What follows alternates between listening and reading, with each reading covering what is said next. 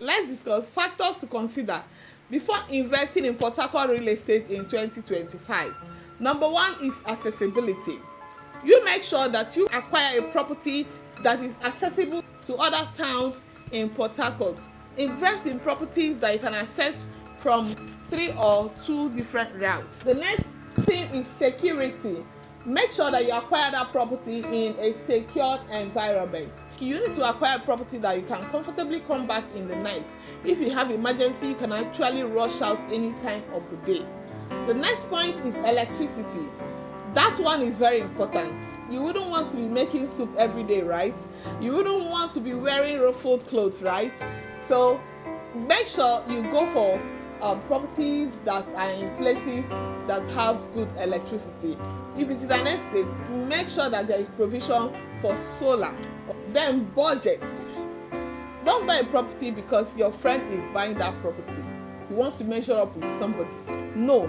Cut your coat according to your size when you are purchasing a piece of property. The purchase of that property will not affect your feeding money. It will not affect the way you look. You will not look haggard because you purchased a property. You will not go hungry because you purchased a property. Topography. So many people like dry land. Some like swampy areas.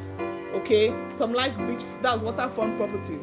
Though properties in swampy areas tend to be very cheap, but properties in dry lands are quite expensive. But I will always advise that you go for properties in dry land, because if you go for properties in swampy areas, the money you will use in sand filling, it will almost be the same with the one that you used to buy the dry land.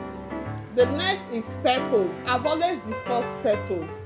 You have to know why. Your why will determine the place you go for. Your why will determine if you are going for undeveloped area, underdeveloped area, or developed area.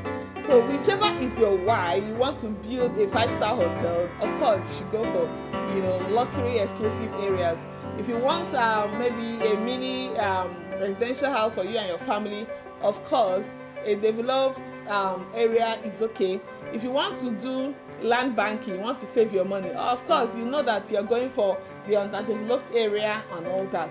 So your why should be number one when purchasing a piece of property. The property you are going for, make sure that you have done your due diligence, that you have chartered it is not under any form of government encumbrance. Please don't go for any property that has government interest, because even if it doesn't happen now, it might happen in the next 10 years. Then your family will be homeless. Make sure you work with a reliable realtor like Chiglosko Homes Limited, me, who sells properties that are free from every form of encumbrance. The next is a clearly defined boundary. Make sure that property you are going for is already fenced, like they are showing you this is where the property is, from here to here. All right. Even if it's selling as a pre-launch price, there should be a boundary, there should be a demarcation. This is what shows this is where the property begins and this is where it ends. Neighborhood. Make sure that this property you are going for is located in a well-defined neighborhood.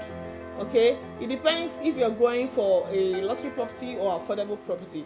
Whichever one it is, please make sure that it has notable landmarks, government universities, government presence, commercial hub, close to a well-populated area, and it has promising potential. So, and the last one is that you should work with a reliable realtor like Chiglosko Homes Limited. If you fail to work with us, then you're gonna miss out from premium real estate services. If you get value from this video, why not hit the like button, comment, and share this video. Thank you and bye for now.